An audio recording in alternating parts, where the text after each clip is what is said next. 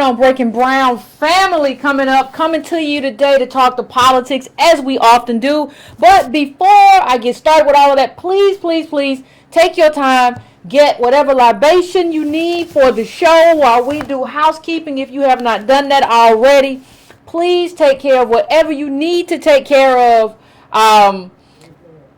Whether it's libations, put the baby away, do whatever you gotta do to take care of you.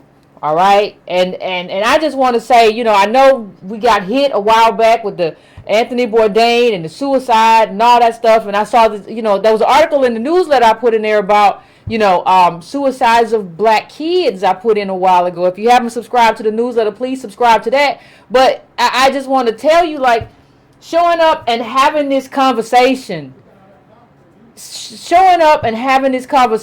is like that we have is like really good stuff. So I don't want you to think that you're not doing anything, or that people tend to put these burdens on you and you feel like you failed or whatever. So it was just kind of on me with everything that's been happening to say that before I got started. Please, please, please hit the like button, hit that bell so that you get notified. The people who fall in soon are usually the people who, get the bell and say, okay, Yvette's on. So hit that bell. Make sure you get notified when I come on. Share it with your friends. You can go to donatebrown.com or breakingbrown.com to donate. You can donate one time, or you can donate, make a one-time donation, a cyclical donation, or, you can also do a whole lot of things with the newsletter. That's also at breakingbrown.com. That's $2 a month. But if you don't have that, please please subscribe. Please go to subscribetobrown.com. That's free, where you can also sign up to be a part of the mailing list, because I like to collect email addresses just in case, I can't get through to the Breaking Brown family. So that's that. What we want to talk about today, and it's something that I've touched on before. It's something that I've kind of touched on before, but I've never really kind of dived in, and I'm going to hit it. But I'm going to try not to spend as much time talking as I normally do, because the last episode we had a lot of Pan-Africanists say, I didn't get to call in, and Yvette just had her friends call in or something like that. And first of all, I'm here to say that, like, there's no screener here. I just take the calls first come, first serve. There are only two numbers that I recognize, and that's Antonio's and Alexander's. So, like, it wasn't picking and choosing any kind of favorites, and it wasn't any kind of plan ahead of time. But, like, this is probably the only time I'm going to open it up. If there are any Pan-Africanists who want to debate this and feel like they got shafted the last time, this is the only subject that I want you to kind of call in and say what you feel like you wanted to say last time, because apparently there were a lot of you that were emboldened and felt that you got shafted, or enough of you. And I don't want anybody to feel like I'm afraid of having a conversation. But that's for the end, and we'll save that for the end. And so, but what I want to talk about now, ladies and gentlemen, I don't know if you've been watching the news, and when I was thinking about, what is this show gonna be about? I always like to, I have my own way that I think, but I always like to check the news and kind of, stay abreast of what's going on and kind of figure it out and kind of weave it into, like, being a native black American DOS, and I try to do that. And what I realized when I was going to the news, I realized that everybody's talking about the same thing right now. Everybody's talking about migrant families and the kids are being separated, and they're being put at the Walmart and all of that kind of stuff. And I realized, okay, everybody's having this conversation. And so there's no way to really have another conversation. And not that there's no way to have that conversation, but there are some important things in this conversation that need to be discussed as well that aren't being discussed. Not only about how the whole American narrative is basically being kind of hijacked, right? Like, I don't know if you all really see that, like, this is one of the first times in memory for me that I have seen the American kind of conversation be mostly about people who aren't legally Americans. So I see a whole lot of stuff about, first we saw a whole lot of stuff about DACA. Now we see a whole lot of stuff about these kids getting separated from their parents. Let me just be clear. And I even hate saying let me be clear because that's what Obama said every time he lied. So I hate saying it, but let me be clear. I would prefer if I had my druthers not to see any family separated from one another. If I had my preference, that's what I would like to see. But when I said what I said last week about America is a place where people come to sharpen their knives, I meant that in terms of the level of viciousness that is America. See, what I'm really trying to say is, and I think Native blacks, black Americans in this country, we have lived that kind of viciousness in a way that other people have not. There has been a sustained oppression from slavery to today that no other group has experienced. There are some groups that got discriminated against and they got to come out of it. There are some groups that dealt with that and they left. But in terms of sustained from inception all the way to today, that's only us. And so what I've kind of come to the conclusion of is that, if you want to make any headway in terms of coalition building, right? And here's the image of the little kids, the kids in the Walmart. These are immigrant kids who've been separated from their families at the Walmart. And they're at this Walmart, which is this facility that some kind of corporation is getting paid billions of dollars to house these kids at the Walmart, apparently. American corporations are getting real, creative in terms of how they extract money from the American apparatus, but that's nothing new. So I see this and I see CNN, and stay with me, I'm going to talk about equality, but I see CNN had a video on, and I thought, see, if you all don't know, Homeland Security, ICE particularly, there have been a lot of interesting segments about how they use their power, okay, to actually abuse not only immigrants but people who they think might be immigrants based solely on like how they look. Like it's a very, very interesting kind of phenomenon. And so when I see that, I understand exactly kind of what they're saying. We also saw, in addition to this, we saw like Laura Bush come out. And apparently everybody's on the Bush team now because Laura Bush said what she said. So we have this whole apparatus about these kids being at this Walmart. Well, here's one thing I just want to point out. This is another article that not nearly as many people are talking about. And this article is about how there are people who used to work at this Macys, among other people, and the Macys is now a homeless shelter. So everybody, and I would prefer to see these kids be with their parents. But everybody is talking about the kids at the Walmart, but nobody's talking about these families who are homeless at the Macys. Nobody's talking about them. And see, what you have to understand if you want to talk even about what's happening, if you want to have a conversation about what's happening, you have to have a conversation about Trump. The Trump administration did kind of like a policy change.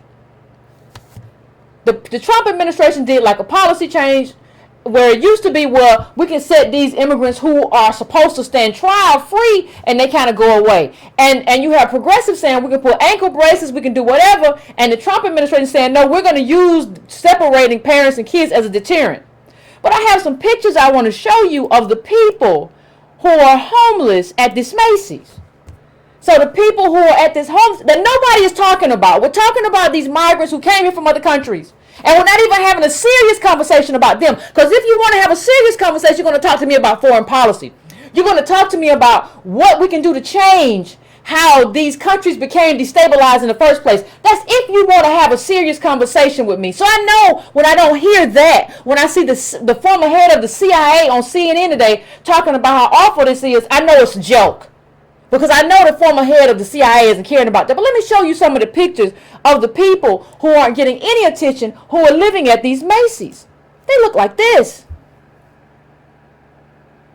That's who's living at the homeless shelter. Now, it's not just them. Let me just give you a few more pictures of these are the people who are at this Macys that has been turned into a homeless shelter. That's who these, now that looks, I don't know about you, but you know, these look like black Americans to me. Okay? Now nobody is talking about how the bottom has fallen out in terms of the failure that we've been forced to eat and where we're being forced to live. Nobody is talking about the stories, and I give the Times credit for this because they're at least talking about the story, but nobody is, this story doesn't catch fire, doesn't get traction. But hold on, these are citizens. Now you say, well, Yvette, what you mean? Well, no, citizenship is supposed to mean something. If your family fought and died for you to be a citizen, if your ancestors fought and died for you to be a citizen in this country, because remember initially it says no African free or enslaved shall ever be a citizen. You had our people fight and die, right? For that to happen. And now we're at this space where we're trying to act like citizenship doesn't matter, at least in terms of priority. Nobody's saying a migrant child or immigrant child should be abused. Nobody's saying that. Certainly not me. But I am saying something that most progressives and most leftists would never say. I am saying that we should have a priority in this country considering the debt that is owed. Now, either you agree with me or you do not. And that's the question that we should be asking. If you built this country, are we not super citizens? So why is nobody talking about this? And there are children, they haven't been separated, but there are children in this Macys, cute little babies. So we're not going to talk about their failure or how America has failed them and their parents. Is that a conversation that we're not prepared to have? Are we not going to talk about how incarceration in this country focused on black men and destroyed, if you want to talk about tearing families apart, how can you not talk about like tearing our families apart from slavery on? And then just people people might just focus on what they know. So maybe the only thing that people know is that families were separated during slavery. But you know, we talk about a lot here of starting a Breaking Brown book club. So if you want to do that, you know, you might want to pick up this book, Slavery by Another Name: The Re-Enslavement of Black Americans from the Civil War to World War II. And there's like a documentary on YouTube, and there's this black woman talking about her husband's just missing. And she writes the president at the risk of her life, because you got to understand, at this point in time, black people have no rights. And she's writing to the president saying that he's missing and I'm looking for him. He went to do X, Y, and Z and he never came back. He wasn't that kind of man. And these people have an idea of the peonage, what it means to have your husband, a son, a brother, or uncle snatched up off the street, off of these little weird laws that they had set up. Or you're loitering, or you can't be here. So you got to work that off. You got to work that off at this place that enriches this white owner of a corporation, this white landowner, this white farmer. You're going to work it off that way. And these people were dying. These men were emaciated. They were taken from their families. They were emaciated. Now, here's the thing. We've never been made whole for that. And nobody wants to talk about that and the consequence of that we live today. Nobody wants to have that conversation. So we can have the conversation 24/7, like this is 24/7 about non-citizens. But we refuse to have a prolonged, extensive conversation with solutions about what happened to us, how it happened to us, and how we can be made whole. We don't want to have that conversation. And see, that's where this whole equality conversation kind of comes in. Right? That's where this kind of comes in. you know, you know, the backdrop is kind of this Douglas Blackman story where he went for a different story, and an old man said, "Are you here for the graves?" He said, "What graves?" He dug and found this history of stealing blacks that was never told by the U.S. Steel and others, a company that was the largest in the nation at the time. Listen, if you want equality, you got to stop letting people have equality by just saying, I stand with you in solidarity. I stand with you. I'll protest with you. No.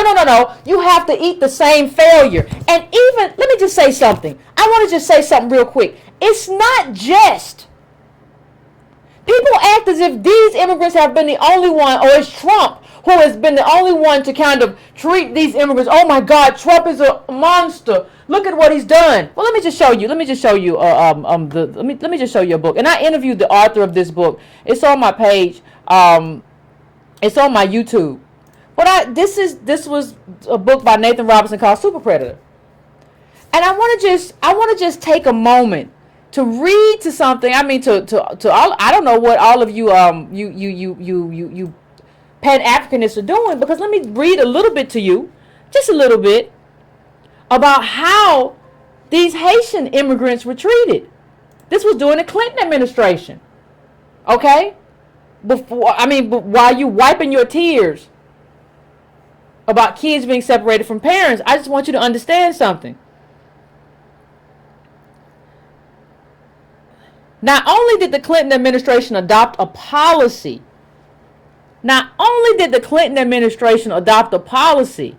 right now, just stay with me. We're gonna get there. We're gonna break it down for you. Let me just change the image a little bit. Okay. Not only did the Clinton administration adopt a policy of refusing to recognize the genocide, but it pressured other countries to do the same. Now, here's where we get into the meat of it. There is much to be revolted by. Despite Clinton's promise that he would never sit idly by. Oh, hold on 1 second. Let me skip. I don't want to go that far into it. Clinton decided that he was going to separate these people based on who had like HIV. Okay? Conditions in the HIV camp. This is a detention camp for Haitians. A detention camp for Haitians in Guantanamo Bay. This is before 9/11, because this is the Clinton administration. Put it in context. Think about it. Now, conditions in the HIV camp were horrific. The facility was a leaky barracks with poor sanitation, surrounded by razor wire and guard towers, and numerous detainees were housed in tents. Many of the refugees were gravely ill with AIDS, and the crowded facility was characterized by fear, squalor, and uncertainty. After being held for more than a year, some of the refugees began a hunger strike. The military retaliated by putting the leader of the hunger strike in solitary confinement. Communications home had to be smuggled out. As one refugee wrote in a letter to her family, "I have lost in the struggle for life. There is nothing left for me. Take care of my children so they have the strength to continue my struggle. I have lost hope. I am alone and in distress." Now, I want you all to look while I'm talking. I want you all to look at this picture. Understand that this is President Clinton posed and poised in front of black prisoners. Okay, that's who he was. That's why Hillary lost. But let me just go on and show you, while we're talking about migrants and we're crying, CNN put up a tape of just kids crying. They could have been crying on the playground. Like, it didn't even sound offensive. Let me just show you kind of what these Haitian migrants, many of whom were gravely ill, understand, not just healthy, gravely ill, went through. This is another Haitian immigrant. We have been asking them to remove the barbed wire. The children were playing near it. They were falling and injuring themselves. The food they were serving us, including canned chicken, had maggots in it. And yet they insisted that we eat it, because you've got no choice. And it was for these reasons that we started holding demonstrations. In response, they began to beat us. On July 18th, they surrounded us, arrested some of us, and put us in prison, in a prison camp. Camp 7 was little space on a hill. They put up a tent, but when it rained, you got wet. The sun came up, we were baking in it. We slept on the rocks. There were no beds. And each little space was separated by barbed wire. We couldn't even turn around without being injured by the barbed wire. There were snakes, no privacy. Snakes would come in, we were lying on the ground, and lizards were climbing on us. One of us was bitten by a scorpion. Bees were stinging the children, and there were flies everywhere. Whenever you tried to eat something, flies would fly in your mouth. The military doctors began giving women birth control without the women's knowledge or consent. Yet at the same time, Clinton administration refused to provide the AIDS-infected refugees with life-saving medical care, which almost certainly hastened their deaths. The U.S. military had recommended that the sickest refugees be airlifted to hospitals within the United States for treatment. But the administration, not wishing to let any of the Haitians onto U.S. soil, the administration not willing to let any of the Haitians onto U.S. soil, right? Now, I'm not talking about immigration policy here. I'm talking about how we weigh cruelty. You can send these people back home without being cruel and without torturing them. We have a problem right now with separating families. I want you to listen to what happened to these people. This is cruelty. And they refuse to treat these gravely ill Haitians with HIV drugs. As a result, there were a huge number of unnecessary deaths. When asked why they were refusing to provide medical treatment, a spokesman for Clinton's Immigration and Naturalization Service said bluntly, "They're going to die anyway, aren't they?" They're going to die anyway. Now, if you don't want to buy the book right now, you can go this portion was put up on Jacobin, Haiti's Clinton problem, so you can check it out there.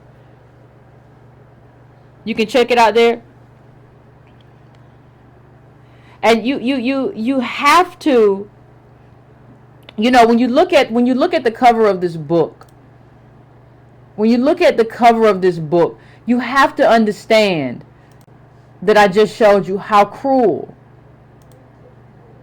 not only Trump, we're not talking about just Trump, we're talking about the Clintons. Like this is America, right? This is not just one group. This is America, people. Like the song, this is America.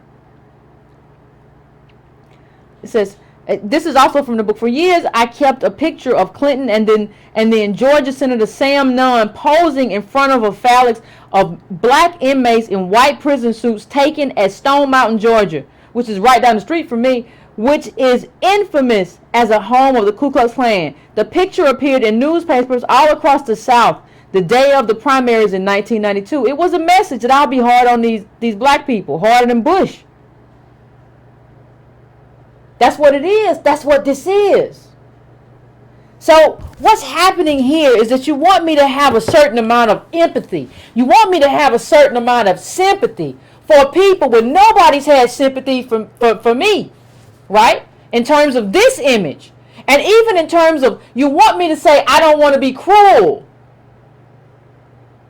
to these new immigrants who are coming in here, be they Mexican, El Salvadorian, Honduran, whatever. That's not the legacy, though, of how immigrants have been treated. Tell that to the Haitians who died. Right? Because you can have an immigration policy, I'll say again, that sends people home, that doesn't sentence them to death. You can do that. I just want to know where all these people were. All the people who are protesting right now, where were you then to say, hey, we have to treat these Haitians, especially the ones that are already sick.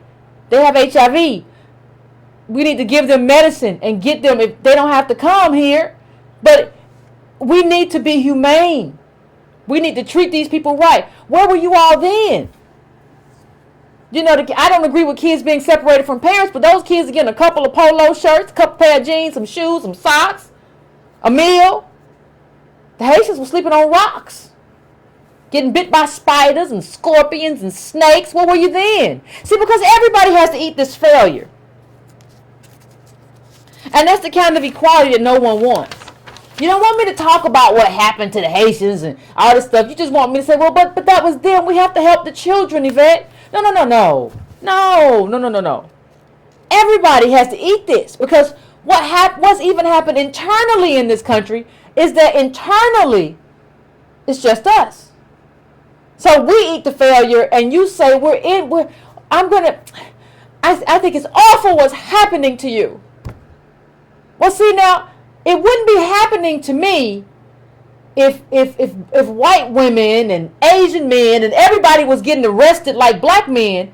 It wouldn't happen to me, because that's what you need for solidarity. We all talk about solidarity. Well, everybody needs to eat the failure. If everybody had to live like black American DOS live in this country, we have a revolution. We don't have a revolution because the failure is relegated to our communities. I need y'all all to eat it. I need everybody to go to jail more. I need more white women. I need more white men. I need everybody to go to jail more. And see, if that'll happen, that's equality, right? What you gonna be mad about? Well, Yvette, you want to just increase the good equality. No, I want fairness. I don't want to increase anything. I want fairness.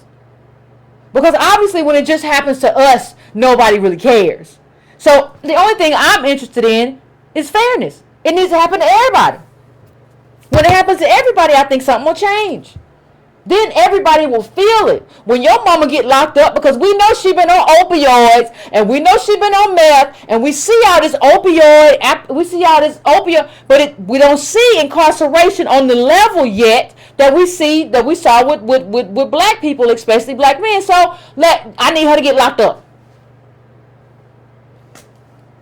And why would I expect that the government is going to treat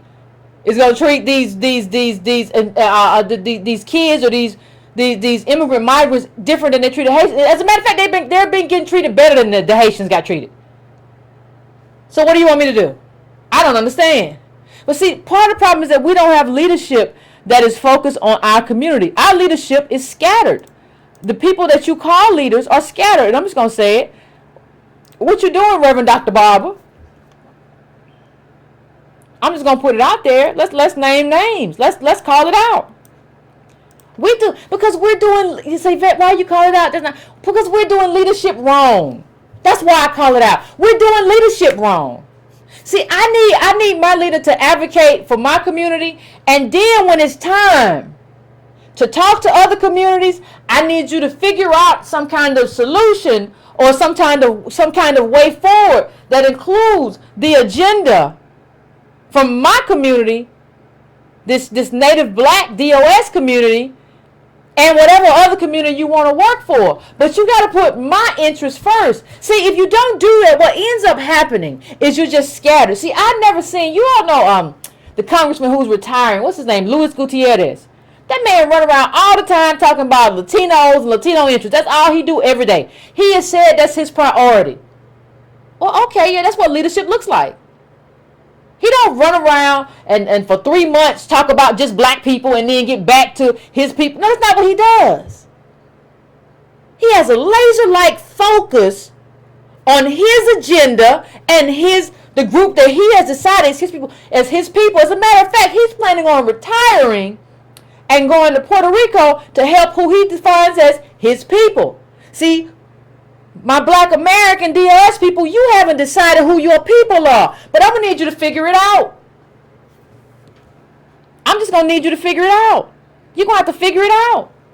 And then once you do that, you're going to have to advocate. Listen, it would be very different for me if, like, black people, native black people, black American DOS in this country had like 20% of the wealth, right? And so we do all right. Like the median would be like, 100,000 or something, 150, but we don't do as well as we should be doing. I could kind of feel it. But when you are at the helm of a community that is failing, imploding, collapsing on a scale no other first world country is looking at, no other developed nation sees, when you have that, I need you to advocate for me. I don't need you to be all over doing everything for everybody. Just call yourself a world leader or an American leader. Do not call yourself a black leader. Not in this country and not in my presence. Because you are not. And that is what we look at. That is what we see. We've had all kinds of things happen. Like even today, There was another, the Supreme Court, whether you all saw it, kind of punted on a ruling. And we see that happening. And when I talk about narratives, which is the second part, and this dude is from North Carolina. Like when I bring up Barbara, you from North Carolina. What's all this stuff? You ain't even on the border. Like, you're not even on a border state. And this is how you advocate. And you'll be advocating something else tomorrow, something else the next day. There is no focus. There is no focus. Like, if there's one thing, people talk to me about solutions. If there's one thing you can do, I need you to focus. I need you to be able to have a bunch of information come to you, and you decide, based on the needs of our community, you decide how you're going to prioritize all of that based on a hierarchy of what is most beneficial to your community, your sister, your brother, your town. Because it's first your family and your immediate community, then it's your city, it's your state, it's your town. I need you to figure that out. If you can't figure that out, or if you have not figured that out, you are not my leader. I'm so sorry. Maybe you are a generally progressive leader or whatever, but you are not a black leader unless your job is to advocate for black needs, tangible needs. I don't need you to advocate for something that's good for the black spirit or that's good for the unified spirit. No, I'm very clear, and I don't care if you're a Christian. I'm very clear on what my Jesus kind of demands me to do.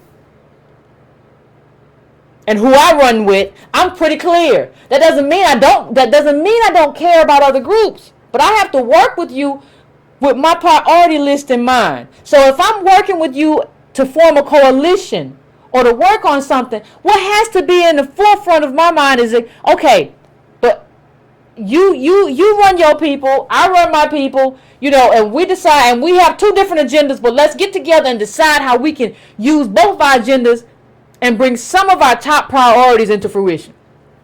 Right? That's just how it has to go. There's no other way. There's no other way. And I'm sorry if you think there's another way, but there's no, because, listen, nobody likes to really understand. Nobody likes to really kind of drill down how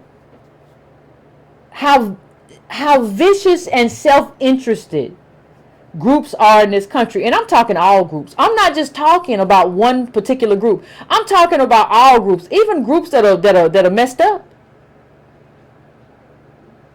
All these groups are very, very, very self-interested in how they move. I want to see if I can bring up something in just a second. But all these groups are very self-interested in how they move and what they do. We're the only ones. We feel like we have a moral. You can't help nobody. I've said this. I've used this before. But what we're basically looking at is like we're a group, right? And as a group, we have our set of problems. But what we're looking at is like we're drowning. We are literally drowning. When Byron Allen said economic genocide, that's not a joke. It's not a joke. That is the life that we are dealt. Let me show you this real quick. Now this is where Barbara lives, right? And this is what he has to see. Look at this chart. I'm gonna bring it up a little bit bigger for you, but look at this. Racial disparities in North Carolina for incarceration, black versus white. In North Carolina, blacks are incarcerated at 6 times the rate of whites. That's what Barbara is, but this is how he's advocating.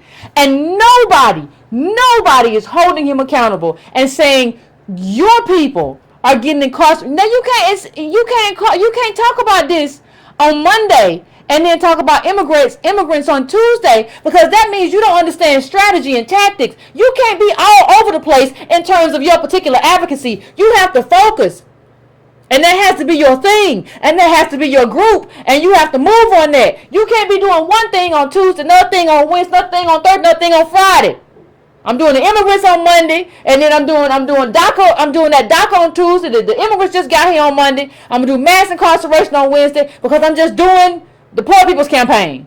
Okay, if you're just doing that, then you're not a black leader. And you shouldn't be called on TV to speak about black issues. Just be called on TV to speak about poor people's issues. Or people who have, like, and you just say, I don't, when somebody asks you about black people, just say, I don't represent black people. I represent all poor people. If you don't have no money, I represent you. But you don't get called to account. How do you do this? People, how do you do this? We are citizens of this country. We built this country. If you don't realize what I said, you can read Ta-Nehisi Coates' Reparations. You can read The Half Has Never Been Told about what we contributed to this country. Worth more than all these railroads and stock markets and everything. And this is the life that we have to live. Listen, you can call me mean or whatever. I don't think we fix anything until we fix us. Fix me. No. We've been here 4 years. We don't have nothing. I can't deal with nobody at the border or anything else. Fix me. And if you really wanted to empower America, I'm not saying just empower us in terms of like just fix black people, because I'm not into identity politics like that. But I'm saying you would really put a group in position for at least some leaders to emerge who would have a heart for you in terms of just at least making sure you're not treated cruelly. Because we understand cruelty. Whether or not you get citizenship is another thing altogether, but we will at least ensure that you are not treated in a way that compromises or traumatizes you. Because we have been traumatized. North Carolina is a majority white state, ain't it? Majority black people in prisons. But you tweeting. You got a lot of tweeting to say about people who arrived at the border illegally. You know you're not supposed to come in this country illegally. You know that's illegal. You know that's not right. You didn't come through one of the checkpoints and file for asylum. Try to sneak through, you got caught. And I'm not saying you should be separated. I wish they would keep y'all together. But let's stop trying to treat this like any other thing. Are we capable of having an honest conversation and taking the heat from having an honest conversation or not? Laura Bush talking about Japanese internment. At least they got reparations. At least the Japanese got reparations for their internment in this country. We still haven't gotten anything. Do you have an opinion on that, Laura Bush? Child, she don't go away from him. Now everybody's a fan of Laura Bush. And see, the thing that Barber and all these people, Reverend Barber and all these people don't want to say is that we can do some stuff at the margins, right? But we can't really fix Black American DOS people because this country still runs on your failure. I mean, we have to run on your failure from the plants that kill people and cause cancer that we put in your neighborhood. Liquor stores, payday loans, bank fees. We run, this country runs on our failure, and nobody wants to change that. So what I need the failure to be spread out. I need for other people other than us to eat this failure. I'm tired of eating it. So I'm not just going to say, well, you know, they at least showed up for us at the protest and they did a petition. Yeah, they do a petition, but in New York they still don't want your kids. They don't want no little black kids in their school. Right? So they'll show up and be like, we're with you. But then when it comes time to be like, hey, I want to bring my kids to my school's film. No. That's not, no. No, you know, but so you want me to have to fail in schools. Because when somebody doesn't want you to go to their school, they're telling you, I want you to eat that failure. I'll stand with you. I'll go to a protest with you. I will pretend that I have empathy for you. But when it comes down to brass tacks, I want you to eat that failure. That's what they're telling you. But we get so caught up in emotion when we see people at these protests with us and they be on TV, on CNN expressing solidarity with us. We get so excited as if it means anything. They still want their kid to benefit more than our kids benefit. They still want all the failure to be over here. That's our community. And they want to eat all the fruits. You have to at some point say, black people, at some point you have to say, we're not going to eat all the failure. We got to spread this failure out. And it ain't going to be, well, we're working to end incarceration in your community. No. Forget working to end right now. Spread it out. Because the quickest way to end all this stuff is to spread it out. Everybody got to eat it. At the point everybody eats shit, nobody want to eat shit. So then we can move forward in a way that matters. Nobody really wants to do it if you're the only ones eating it.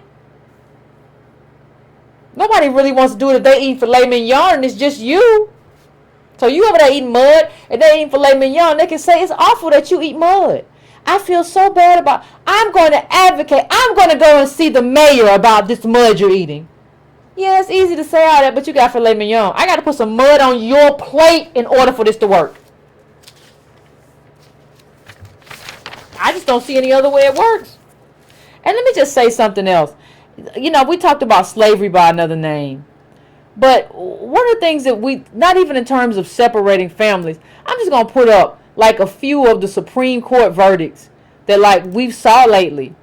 Like this one today about, I think this was the gerrymandering, and that got punted. It wasn't a ruling, it got punted back. Okay, we had one about human rights violations. We had one about like immigration, right?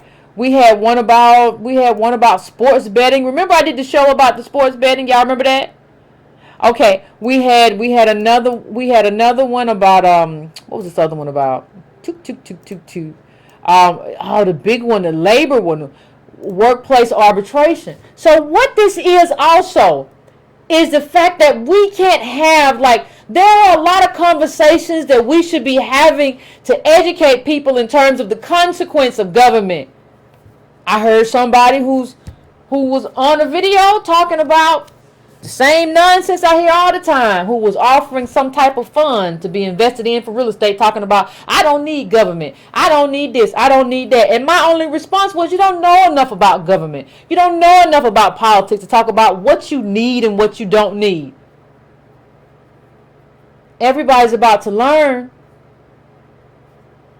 Everybody's about to have to pivot and draw boundaries, black people. Because there are going to be a lot of black people who said they didn't need government. They didn't need nobody. Who are about to get yanked up, evicted, and pushed out. And we can't play the role of government. We have been here advocating. And we still advocating. We still want y'all to come on board. But we cannot, as people who do know, and who do read, and who do reason, and who do advocate, we cannot save you. When the life that you have lived, the life that you have chosen for yourself to be apolitical, comes down on you like Thor's hammer, we cannot help you.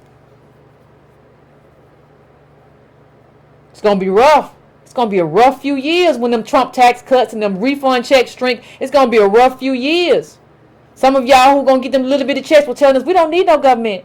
We don't, I don't understand. Yvette just want a handout. Okay, we gonna see. We're gonna see how you feel. Some of y'all don't even, some of these people y'all don't even know, don't even pay enough attention to know what's coming down. Y'all got family and friends who don't even know that their life is about to be disrupted. Wealth calcification is increasing, it's not decreasing. Do you understand the cost of advocating for an illegal Mexican to come here when your kid is driving Uber? I'm not talking about separated. I'm talking about for them to be able to live here. Do you understand the price of that? You have to, if there's something that you can say, I want to say that the consequence of advocating for the undocumented Mexican to come here, the price of that is that your family lives at Macys now, at the homeless shelter. That's the price.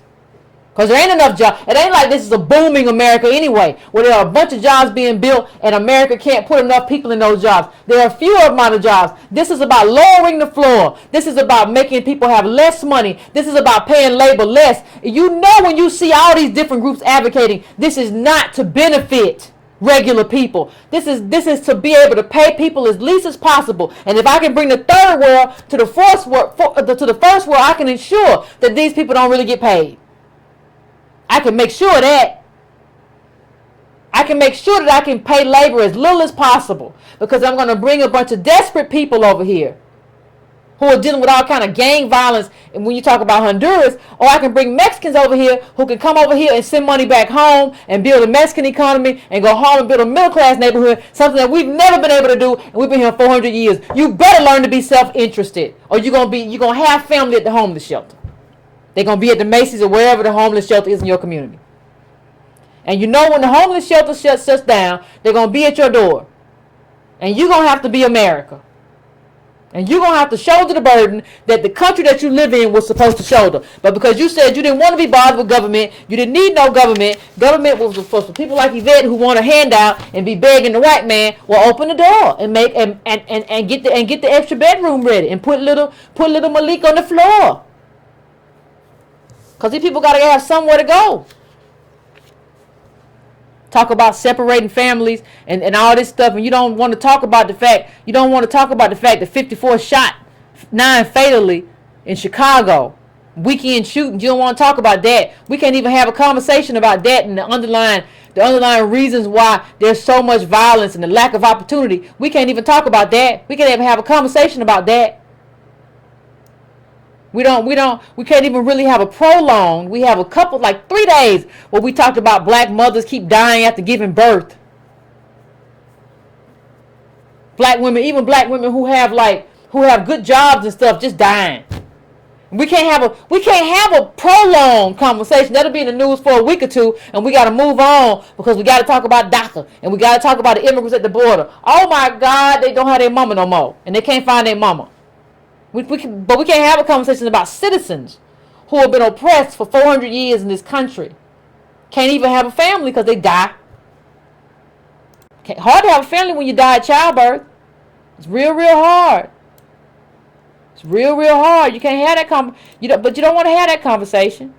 Everybody wants to have a different conversation than the one that benefits us. You can't have a conversation about how the black family in the age of mass incarceration and how mass incarceration at the rate that it was used not as like a way to incarcerate criminals. It was like, what are we gonna do with all these black people? We just take the men and put them in jail. We put them in cages.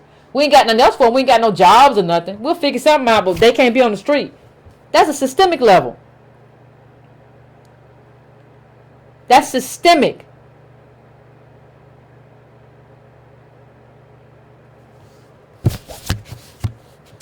I don't. You have to understand your need. We have to assess. If there's one thing you do tonight in terms of solution, I want you to take a piece of paper out before you go to bed and just write down the needs of your family, then write down the needs of your community. Your family, your community. Do it micro in terms of like where you live, your city, do your state, do your immediate family, your city, your state, nationally, right? And everything that you see on the news, I want you to judge it up against that. In terms of how you prioritize it. I want you to do that. Nobody likes these solutions. Everybody want to go invest in something. No, figure this out. You got to figure this out. I'll deal with that other stuff later, but you better figure this out. There is no escape hatch that does not involve politics. Everybody know that. Everybody uses politics. And nobody calls politics their white daddy. You better understand that. And so I'm about to, y'all done got me fired up. Anyway, I said I was going to give more time today. I'm about to go to break really quick, set up the phones. And after I set up the phones, I'll come back and we'll have a conversation. So when you call in, let's try to be concise. If you want to bring up Pan-Africanism, you can, because I said I would allow people to do that. But only bring up like today's issue. And if you wanted to talk about Pan-Africanism last time, you didn't get a chance to bring that up too. Only like those two topics. When we come back, we'll have that conversation.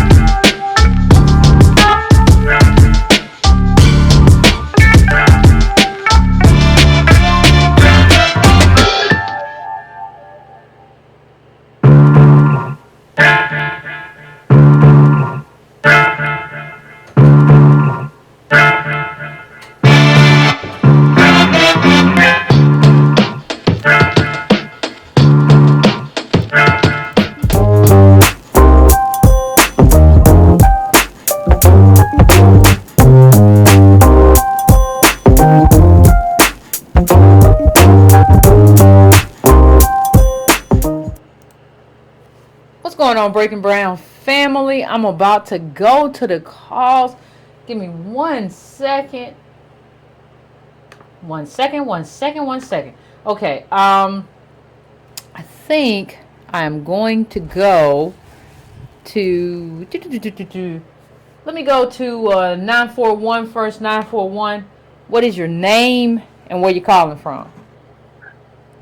Yeah, Yvette, this is Keen down here in Bradenton, Florida here, and I just want to thank you for all the work that you and Tone, you all do. Thank you. I listen all the time, and I take your data and all your talking points to meetings here, NAACP meetings, school board meetings. I ran for city council a while ago. Mm-hmm. Just some great talking points to talk about our neighborhood. But down here, the NAACP is just, we've had enough. We're not aligned with any political party. We told the Democrats, hey, we're not aligned with you all. Candidates will come before us, and the black community will vet them. Yeah. And then we'll go with who we want, who we think who's talking to us, descendants of slaves. That's what it is. That's what we're doing now. That's what we got to do. The Democratic Party is a little upset about it, but I mean, we're losing in every category. Yeah, everybody gets upset. Everybody gets upset when we get self-interested. Like when we get self-interested, all of a sudden everybody's upset. But like we deserve to be self-interested. Like it's not like we're rich and we're self-interested. Like you have billionaires who are self-interested and they're billionaires. We're on the bottom and you have a problem with us being self-interested. It makes no sense. No, it doesn't. It doesn't make any sense. And I've spoken to the Republican Party here, and they don't care anyway. But they're like, wow, you guys are kind of waking up there. But we've had 3 meetings here in a packed house, and something's happening in this community here that these people are just fed up. But I just want to thank you all. And you know me, I was at the meeting just pointing out our net worth. That's what you gotta do. Numbers, reading levels. I was a mini Yvette, a mini Tone at the meeting. I love it. That's what you gotta do. Just agitate. Agitation is for a reason. I agitate a lot of people from YouTube. Yep. But like if you can agitate in your own community, I love it. Don't let nobody tell you you're wrong when you know you're right. Thank you, Yvette. Keep up the hard work. No, thank you, fam, and keep staying anchored in that data. Just as long as you stay anchored in that data, you're good. That's the thing. Like, data is like a force field, man. Like, if you stay anchored in it, can't nobody really say anything about you or what you doing or all that stuff.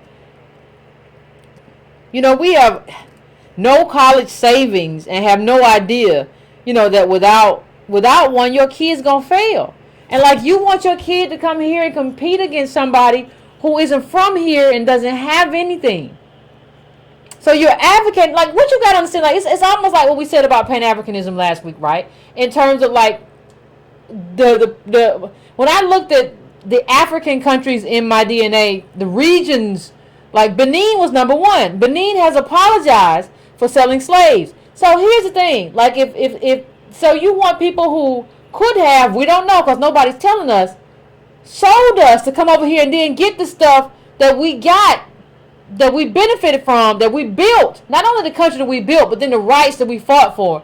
You want to sell us and then come here. The same thing goes for immigrants. Do you want your kid to have to compete against somebody from like an underdeveloped country who can't go home? They have a homeland. Like you have to have, regardless of how you come down, you have to learn to be self-interested as an individual in terms of, and I'm not saying you have to not be a Christian. Like I'm not telling you that. I'm saying you can care for other people and all of the stuff that goes with that. But in terms of your politics, because politics is very different. When you go to church, I want you to give to charity and do whatever that church, if you know it's a good fellowship, good flock. I want you to be involved in it. But understand that church and your politics don't necessarily align in the same way. Because the most charitable thing you can do, the most giving thing you can do is to be there for your community, which is on the bottom. It's not like your community's up here and you say, and I'm telling you to be there for your community. No, your community's down here. The most charitable thing any group can do is to be available financially and otherwise for black people. That is charity, to be there for black American descendants of slaves. That is charity. If you want to do Jesus' work, that's his work. If you want to continue that tradition of Jesus turning over tables and getting upset, that's the work you do. There's nothing selfish about that. Nothing wrong about that. There are a lot of people who come from communities where the self-interest is baked into their culture. I'm trying to bake it into our culture. That's why I'm here. Anyway, I'm going to the next caller.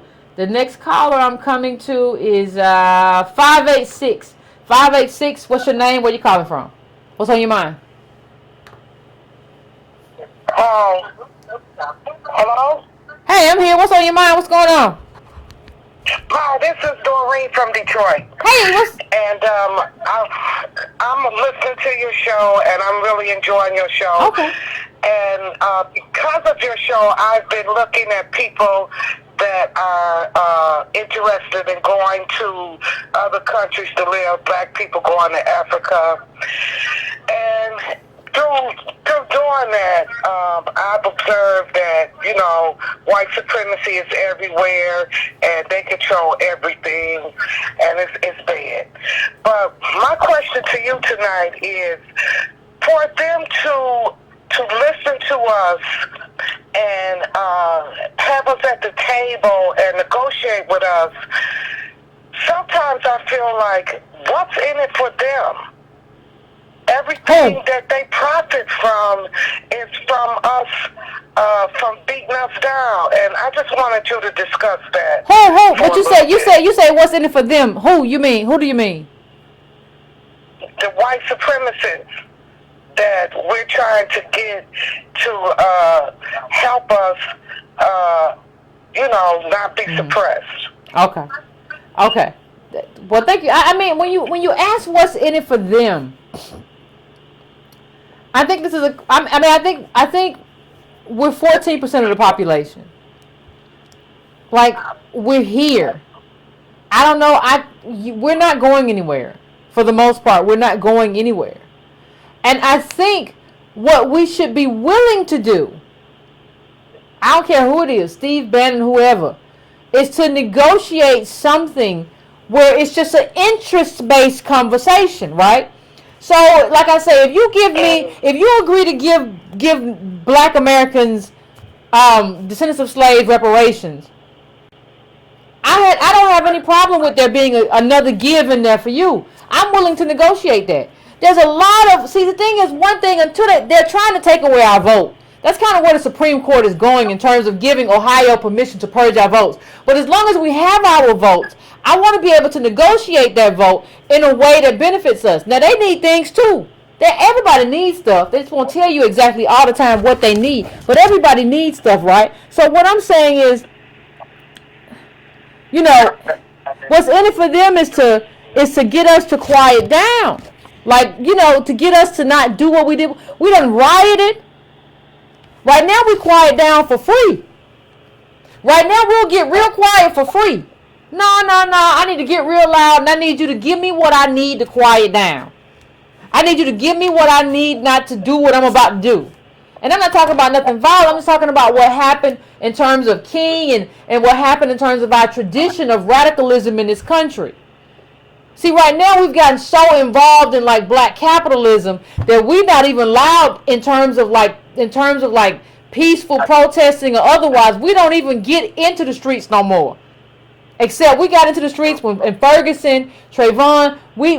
But as a rule, we don't really do that. We believe we can like build ourselves out of this stuff. No, I need you to know, like, no, I'm not quiet. I ain't gonna be quiet till you fix this. This is some bull. Everything you've done to me is some bull. And I'm gonna be loud about it, and I'm gonna make a mess of everything. So I think what they need us to be American. That's what they need. When I talk about being like, they need us to just be, like you see white people just be American. Hello, how are you? Are we going to have the bass today? I can't afford the bass. You know how expensive the bass is? The bass is like $25. You need me to be able to just go in there and get the bass because I got it.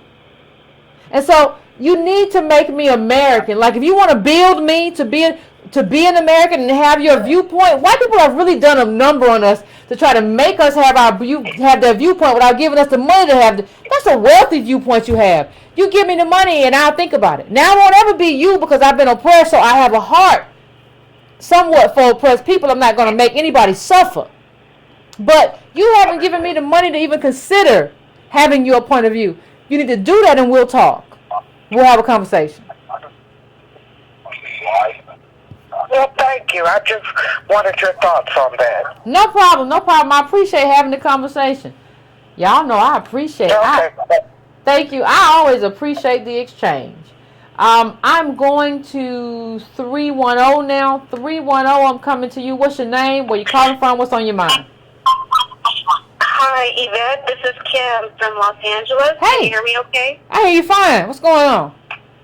Oh, great. Hi. I called before. Okay. I tried to write this down so I could be as concise as possible, but Okay. I'm so glad you're doing this subject because I was getting so upset watching the news and how they're spinning it and everything. But first of all, we should stop saying undocumented and call it what it is. It's illegal, and we should demand that the politicians and the media stop using that term undocumented, because if I get pulled over without having car insurance, I can't say I'm undocumented. I'm driving illegally. You can't say you're undocumented? I beg your pardon? No, I said you can't say you're undocumented. No, I can't. I can't say I'm undocumented. I'm driving illegally. So we need to demand, and we need to stop saying undocumented. It's not undocumented. It's illegal. The other thing is, there is, like I've called in before, and I said we should have a hashtag that says wake up.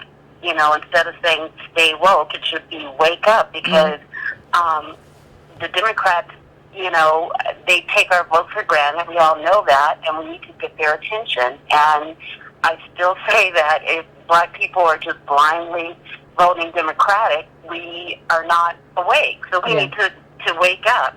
I didn't vote for Trump last time, but I think I just might vote for him next time, because I'm so upset about this illegal immigration thing, especially in Los Angeles. You're in Los Angeles. See, regionality, I'm sorry, but regionality changes everything. See, like, I'm in Georgia, and, like, it's not at the level that it is in Los Angeles. Like, when I went to Los Angeles, I was like, oh, my God, I've never seen anything like this. Like, this doesn't even seem... I had never, like, this... Like, there were people outside, there were immigrants outside, like barbecuing on the street. I had never seen anything. And then when you go a ways away, when you go like to where all the homeless people are, it's all a bunch of black men on Skid Row. I really had never seen anything like that in my life. So regionality matters. Right, exactly. And being in LA, and I remember you said something about you're not a one, I forgot how you termed it, but a caller called in, and you were like, you couldn't just vote on a single issue voter or something like that. You were saying about the Klansmen, I guess, out in your area. Yeah. And I completely understand that. But for me, I guess you can kind of say this one single subject, I guess I am a single subject voter, because it's so frustrating being in LA. That's the only thing I can think of, But here's the thing. Here's the thing. Everything else trumps. Here's the thing, though. Strategically, there might not be a bad choice where you are, because your state's gonna probably go blue anyway, right? So like the best you can do is to like have enough people to kind of put some scare into like Democrats in your state that they don't have everything on lock. So people always think like, oh my God, like even my reaction was like, what? But people always think that's awful. No, but your Democrats aren't doing anything for you. It's probably going to go Democratic. So the best thing you can probably do is to put some scare into the Democrats who are there, who are being like, oh my God, we had a surge in Trump vote. Like, they pay attention to everything. Right.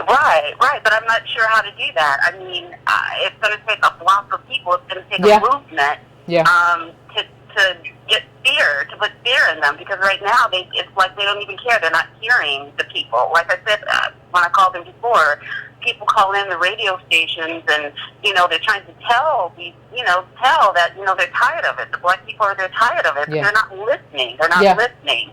So, anyway, I just wanted to say that I'm so glad that you're having this, because I was getting so upset when I was watching the news and how they had, they were talking about the video that, the secret video and the secret tape, and I was just, I don't know, I was just getting so annoyed. So, anyway, I'm glad that it was you have weird. this, That was weird. put this on tonight. Thank you, Carla. I appreciate it. That whole secret video thing was so weird. Like, I thought because, like I said, I've listened to reports of ICE agents doing some very, very questionable things. And I've just been like, what if you did that? And then I was just expecting something bad to happen. It was just kids crying like, because kids cry, they're kids. And I can expect they cry, their parent had been taken away, but I expected a little something more than to just hear kids crying. Like, that was Wolf Blitzer. Then Wolf Blitzer brought the former CIA director on to tell me, like, how to be a good person. Really? So I think, like, that's what I talk about. What she just talked about to me was like regionality. California's going to go blue. So, like, why shouldn't she, like, vote red and just, like, show in a show of, like, defiance for what's happening there?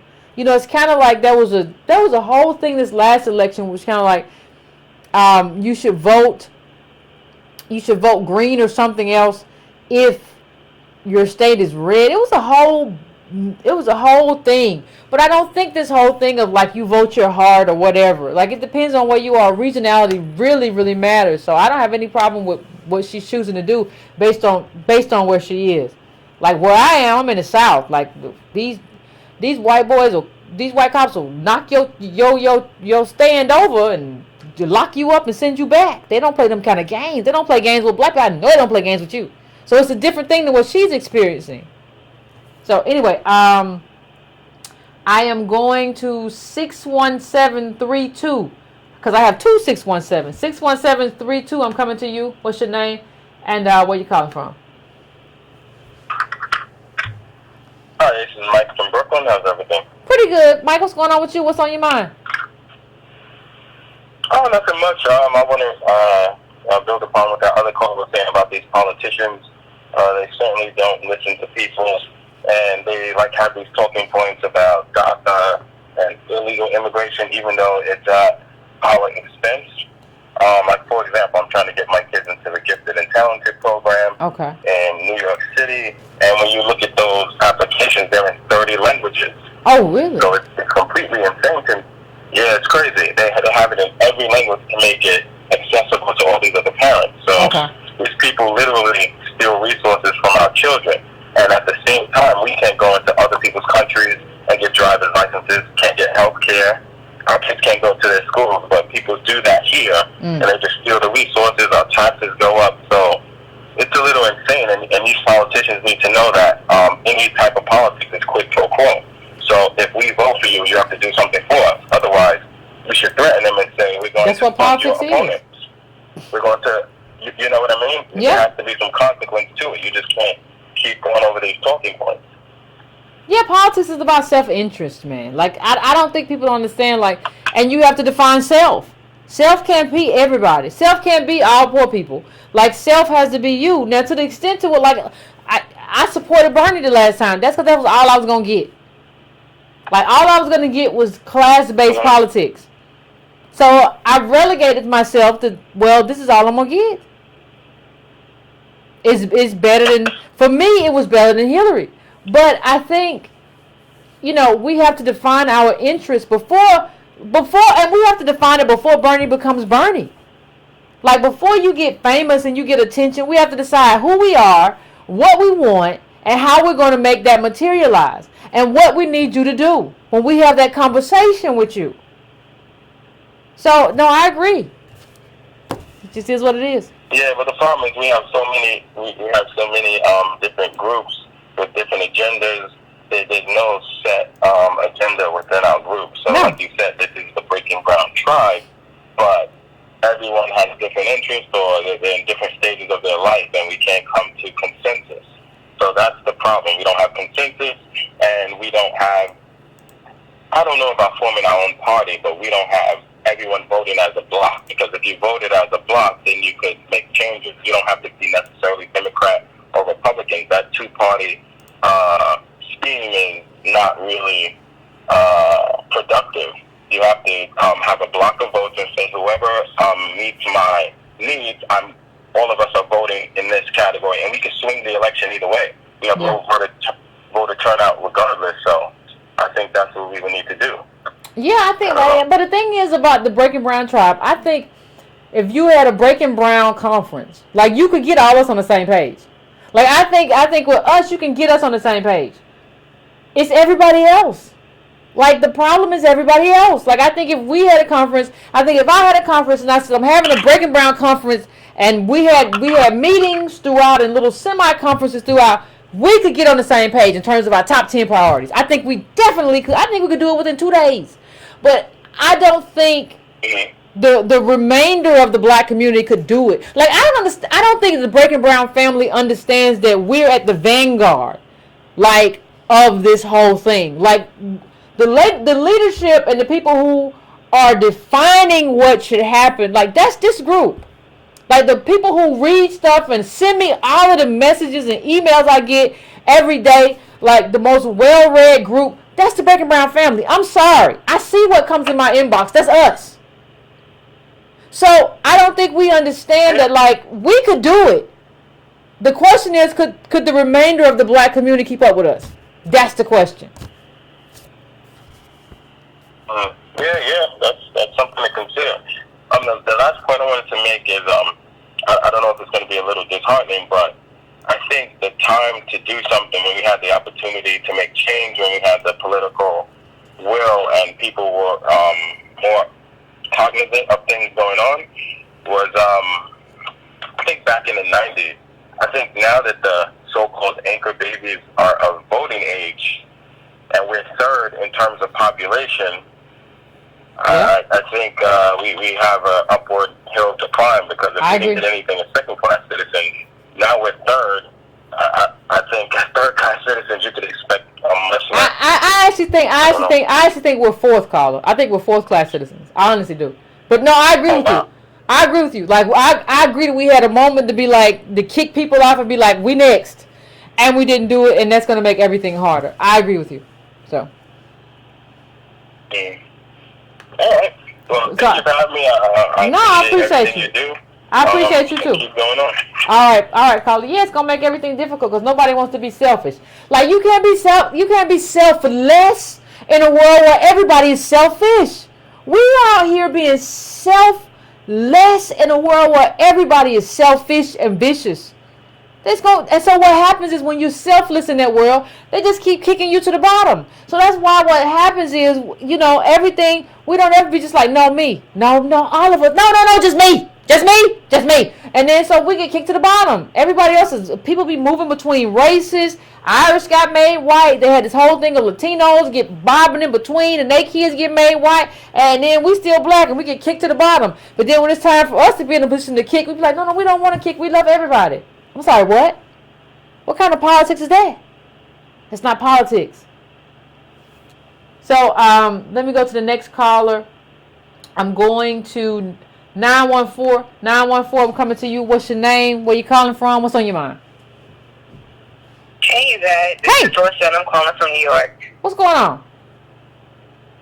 I just want to say thank you so much for your show, and I'm so glad that you're addressing this topic, because just like everybody else, it's kind of crazy how they're shoving these pictures and this conversation down our throats. Like, we have so many other issues as a country in total of Americans who are facing, Puerto Ricans with their recent disaster. We have school shootings still happening. We have Flint. We have Chicago. We have Trenton. We have Baltimore. We have so many other issues all falling apart. in this country that we need to take care of before we can, be this big caring brother that we like to call ourselves. So I'm so glad that you did this show. I just have a couple of points. Sure. The caller that just called in from New York was saying, was talking about how politicians aren't paying attention to DOS issues, and I completely agree. And I have seen more regularly that a lot of the politicians that are getting into politics in New York, I don't know how it is in other states, but they are actually highly from the immigrant community themselves. Second generation parents came from a country, came here legally, came here the right way back in the day, and now their children have, the American dream and how to work politics because they've seen it maybe from their own home country or they heard these stories. So a lot of the politicians in New York that are local are actually more focused on maybe immigrant-friendly issues than DOS issues. I'm sure. Which means that DOS needs to be more involved in the conversation. Like, we need to be more involved in politics. We can't get outrun in our politics by people who don't even understand our issues, but then are able to benefit from policies that we fought for. Absolutely. So that's the first thing. Like, we just need to be more involved. And I think the first caller that you had on the show was another guy, and he sounded like he was just completely involved with school board and organizations. And I think that in terms of having that block and in terms of you having your conference, like, I totally agree with you and everybody else that is tuned in every week. Like, we can definitely get an agenda going. We can definitely figure out, I think uniting Black families. It's very hard for what you were saying earlier about how are we going to spread the message to the rest. It's hard to pay attention to what we're talking about when you have bills that you can't pay and kids that you can't see and real issues. You know what I mean? It's hard to say, oh, but wait, if I just go down to this meeting and take, an hour off of this shift that I could be making an extra $8. Like, we can't. We have been put in this position on purpose, right? That's the design of this whole thing. Very intentional. So we have to realize that we have to get these people that are important to the block, because we're not going to make a block if we can't get the people that have, been subjugated to what we're in right now. So we need to figure out how we're going to engage them on a different level. And I think that this group that you have in Antonio, I think that we can come up with these ideas and we can go back to our communities and we can join these organizations.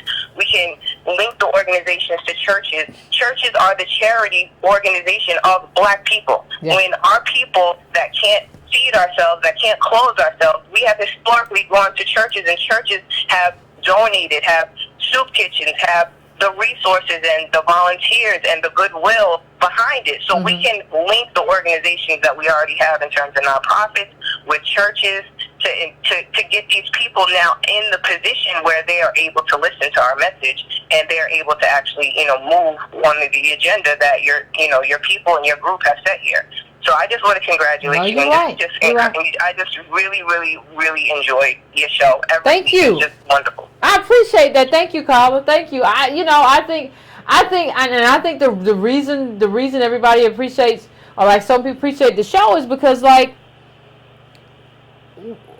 what is the space for, like, Black people who understand politics and who want to advocate for each other to discuss politics? It's like it's a space that doesn't really exist. So that's why most people who are here. That's what it affords us.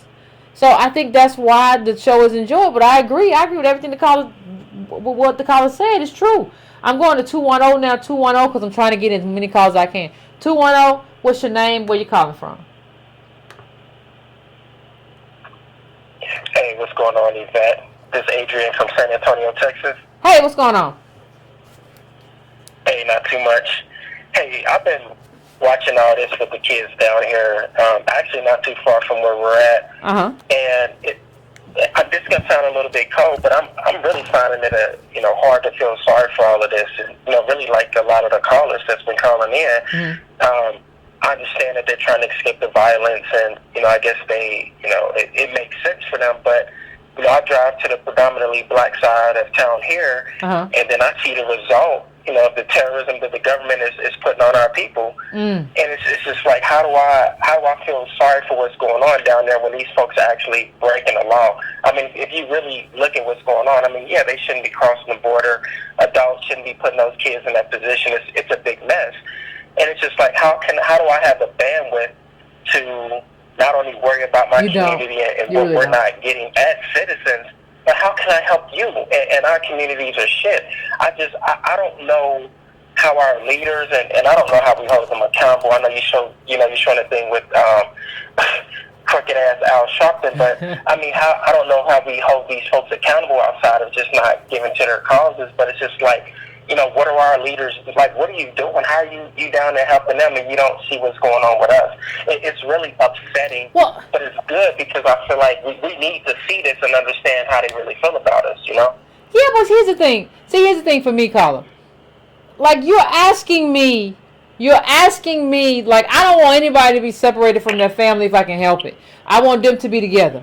But in terms of where they come from, you're asking me to feel sorry for people who are running away from a third world life when you are forcing a third world life upon my people, right? When you look at Milwaukee, right? When you look at Milwaukee, most of the black communities there are Section 8 or low-income housing and are jails, prisons. That's the black community in Milwaukee and Wisconsin in general. Like, look it up. Like, you are forcing third world lives upon my people. But then you want me to be upset about people who are running from third world lives and third world violence. I just put up the clip about the violence in Chicago. So how do you expect me to feel sorry for Hondurans who are running from gang violence when I have people descendants of people who built this country in Chicago who are living through that kind of gang violence in their community and nobody cares? How do you have that expectation of me? I cannot do it and I will not. Exactly. That's where I'm at, and I think we should all have that collective thought and see it that way. I'm not saying be cold-hearted to it, but we need to hold our own nuts. We need to worry about our own. Everybody else is doing it. All other groups doing it, but us. We always feel like we got to toss the cape on and jump out in front of the bullets and catch the arrows for everybody else. We're gonna save somebody. They aren't working. We're going to save somebody. We're going to save somebody. Thank you, Carl. I appreciate it. And let me tell you how this propaganda works. I heard this whole thing on the news. I think it was on, Rachel Maddow's show or something. I had the news on, and they were talking about, Chris Hayes, some stuff. I don't watch for like 5 minutes, but I try to like just tune in for like 5 or 10 minutes to see which way the propaganda said it. Oh, you have to see the mural that immigrants see when they enter this Walmart facility where the immigrant children, they see Trump and it's fascist like. And then I was like, then I read something and they showed me like it wasn't just Trump. They see Trump is when you enter, he's the president, and then they see this. They see Obama talking about how we all immigrants. So there are two murals there, one of the current president and one of the former president. So what are you talking about? Like, you have to see this mural. You have to see it. Like, what are y'all talking about? It don't make no sense. So, it's all crazy. I'm going to go right now to area code 773. 773, I'm coming to you. What's your name? What you calling from? What's on your mind? Hey, Yvette, John from Chicago. What's going on? I put my money where my mouth is. Okay. I give a recurring donation. Thank you. To this cause because I absolutely love what you are trying to do here. Thank you. A lot of people don't know there's a book called or a group called the Council of La Raza. And what they did doesn't La Raza mean the race? Doesn't La Raza mean the race? In Spanish? Yes. Okay.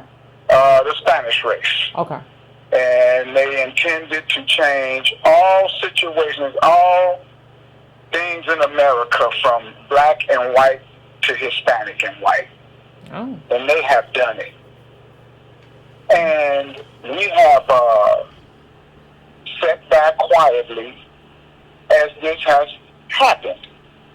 And now we sitting in a cage with 9 pit bulls. And we the rabbit, and we think we got to vote on who's going to be the dinner. It is obvious. It is obvious who the dinner is going to be in that situation. So, as you have stated, I will go back to something because I've looked at all of your shows. And, thank you. The one about hope and the Jew that was in the Holocaust at the time. He said the people, the very pessimistic people, they died because they thought, I'm going to get out of here, I'm going to get out of here, I'm going to get out of here. And the optimistic people said, this is going to be over, this is going to be over, this is going to be over. And he said, those people always die. Yeah, the pessimists and the optimists, they don't make it. None of them make it. Right. Right. What I do is look at life exactly the way that it is and go at it from the position that I'm standing and looking at. And right now we are in a dire situation. And it is because of people like you. It is because of people like Tone. It is because of people like Sandy Darity, Byron Allen,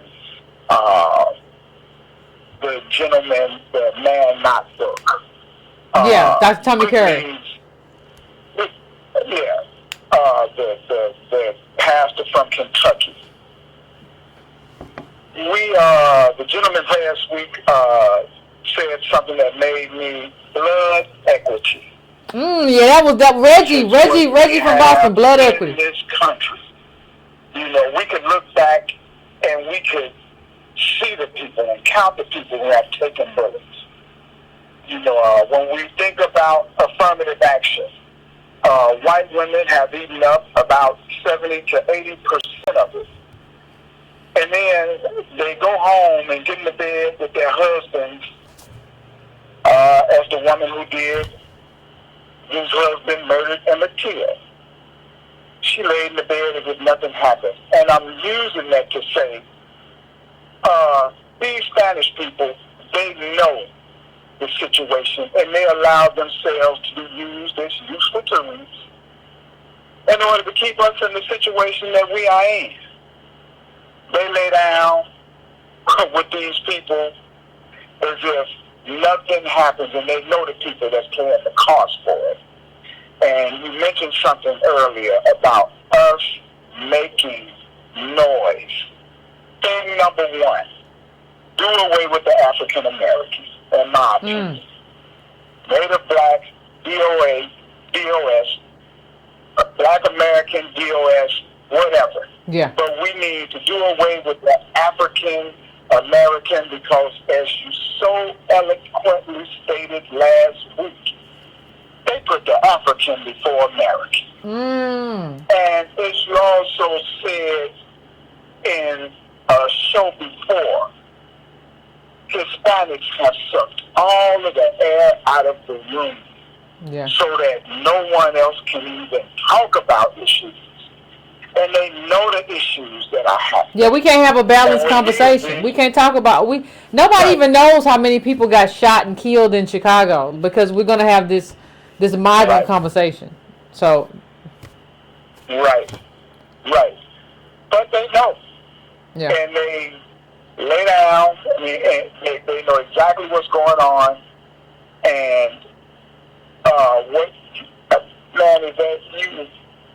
I lost my train of thought. That's fine. Everyone, I just want to thank you.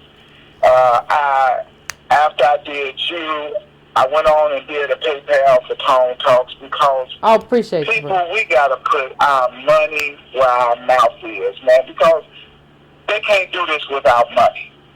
It's gonna take some money, and we have to get loud. We have to get loud.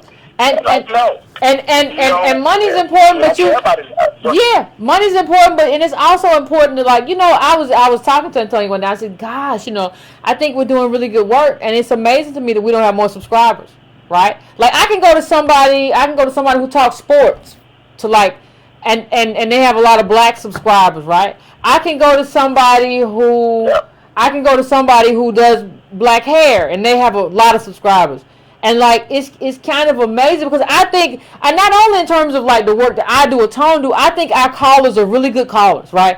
For the most part, I know we have some people sometimes, but I mean, for the most part, I think we have good callers. I think it's amazing that I'm at like 46,000 and Antonio's at like 26, 27. Like, it doesn't make any sense except for the fact that our people aren't anchored in politics. And people are like, well, Yvette, you want money? Not all about money. Like, money bought me a bunch of new stuff that I just bought from that to, like, you know, to make the set clear and all that. But it's not just about that. It's about like subscribing and like having viewers to like engage in what we're doing.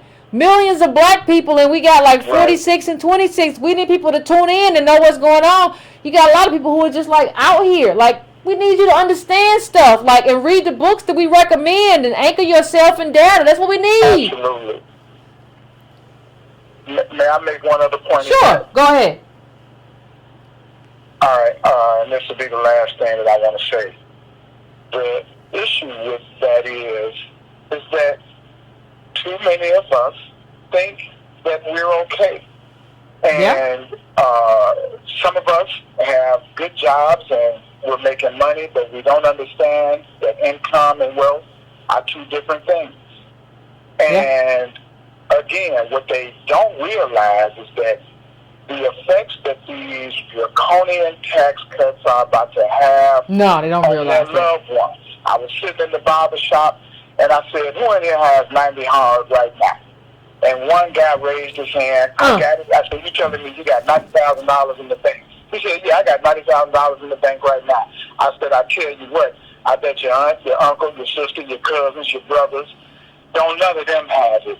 And sooner or later, they're going to all start coming to you and expecting you to do the job that we know the government should be doing. Absolutely. I love you, Yvette. Thank you, brother. I appreciate you. Ain't no way they can't. Ain't no way they not going to come. Ain't no way they not going to come. And everybody's about to experience that. And I didn't ask the call before I dropped the call, but I would be interested to figure out how old that person was who said he got 90. How much of that is kind of like you saved up for retirement money? Ain't no young black money no more. Like, we put up this chart. I don't have it right now, but we put up this chart enough for everybody to know that there is no young black money no more. The bottom half of black people ain't worth $1. How you build a rich country in the world and you ain't worth $1? And then instead of saying I need my money, you say, well, I'm gonna build it. I don't need no help from government. I'm gonna build my money. Well, I can't. I don't have nothing to work with because obviously, you know, people who say that are morons. So I don't have anything to work with. But I'm gonna try to get at least 2 or 3 more calls in. I'm gonna go to 617 coming down. What's your name? Where you calling from? Yvette, it's Reggie. What's going on? What's going on, Reggie? Hey, listen, this is a great discussion tonight. I really saw that this was coming, and I was watching MSNBC earlier today. I totally agree with you that there's been this fixation on the right and the left talking about migrant children, immigrants, and I just want to say something, just kind of piggyback off of what I said on the last call I made in terms of Pan-Africanism is dead. But I really, just speaking for myself as a black male in America, who is among the most progressive demographic, if you look at Catherine Hanou's work, you want to talk about progressivism, you got to talk to me.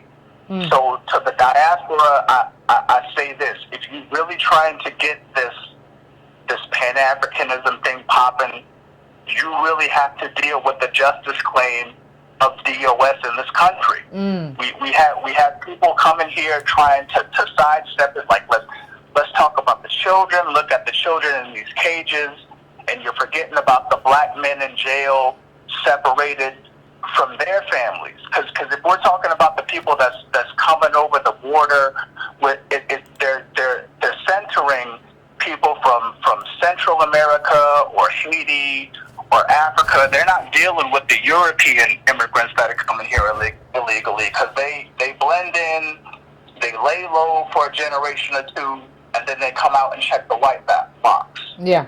Same for the white Latin immigrants that come here too. Like I said it a couple shows ago. They come here, they lay low, and then I wake up to Ted Cruz and Marco Rubio. There you go. Say it again. Say it again. You wake up to who? Right-wing Republicans. But I wake up to Ted Cruz. I wake up to Marco Rubio, and I wake up to George Zimmerman. You know what I'm saying? The white Mexican who shot down Trayvon. We're waking up to all those people. So to the people that are trying to push the DACA and immigration, to those people, I say this: you have to deal with the DOS claim, because like I said the last time, understand that we are the ones that are reaching out in terms of Pan-Africanism. Like I said, we move the needle as 14% of the population with no wealth, no wealth, lynchings, redlining, discrimination, lending, unemployment discrimination. We still move the needle. Imagine what happened if we get restorative economic justice in terms of reparations. Do you know what I would do? Oh, me too. With the wealth that I had, that I'm owed for the entire planet? Like, without wealth, we got busy. Imagine if I had wealth. What would happen to the foreign policy? Your countries could be prosperous to where you wouldn't even have to come here in the first place. You see what I'm saying? Yep, because we're not, people like me, you, and people of the Brecken Brown family, we're not imperialists. We're not, and I'm not saying this identity just by black people, but I'm saying you have to back the right ones, the progressive ones. But let me just say this, Reggie, I put something up on my page today with the woman from The Walking Dead. I think her name is Denai Guerrero, and she's from The Walking Dead, and then she was in the Wakanda. What was the Wakanda thing? Black Panther. She said something to the effect of, they asked her, TMZ asked her, like, did they teach American slavery in Africa? And she said somewhat, but the world doesn't revolve around America, you know. And, like, nobody understands how disrespectful that is, Reggie. Nobody understands that you're here in America, and the opportunities that you have in America came from slaves, descendants of slaves in this country. You have that. Here, go ahead, Reggie. I'm sorry. I'm gonna let you answer that. She comes over here on American media to talk that shit that my ancestors made possible for you to talk in the first place. Yep. She is not making any sense. Like this is crazy. That's why I was saying it's the best thing for people throughout the diaspora, or even all non-white people around the world. If you're really trying to get the Pan-Africanist thing popping, look at the history. Look at who has been consistent in reaching out to the diaspora and getting black people free around the world. Consistently, throughout history, it has been African American DOS. You cannot send your elites here to come here and shit on the descendants of slaves and expect a Pan-African coalition. The door has to swing both ways. And I'll go further though, Reggie. I think it has to be African led, because the thing is, the Africans are, if you have control over resources, you're the head of state and all of that. It can't just be us, but we feel like it has to be us because we the ones out here feeling lost and abandoned. I don't feel abandoned or lost. I know who I am. Absolutely, and I think it's really not just the African immigrants, but anybody who got dropped off at any of the other, Caribbean points of entry or South. Yeah, Caribbeans are Pan-Africans a lot of times too. If you really read the history and see who was doing what, you know which horse to back. The horse to back is African American DOS. If you get us reparations, I can guarantee you that we'll turn this fucking world upside down. But you have to get rid of the white supremacist that is on your shoulder that makes you complicit to put African American DOS on the bottom. If you deal with that and you get us the resources we need, we're open to everybody. Look at the history. We're fighting for DACA. We're fighting for gay marriage. We're fighting for women's pay equity. We're fighting for children. Like I said last time, African Americans are on the right side of history every single time. Whether you're talking about race, gender, politics, economics, African American. Even when it hurts us, we be on the right side. Even when we are impacted detrimentally and nobody helps us, we still be on the right side. Absolutely. If you get behind DOS, descendants of slaves, we will get behind you. But the door has to swing both ways. Stop with this crazy narrative that we hate Africans or other people from the diaspora. I'm gonna keep it real. We love you more than you love yourselves. I'm gonna keep that shit 100. And we love you. We love you. Look, but you need to say what you need to say is we love you more than you love us.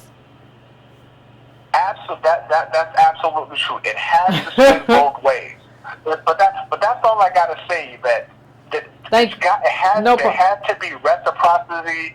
There has to be specificity and intention. You have to be specific and intentional when it comes to restorative justice for the. And I don't see it. And I don't see it in this country. Thank you, Reggie. That's all I gotta say. Appreciate it, Reggie.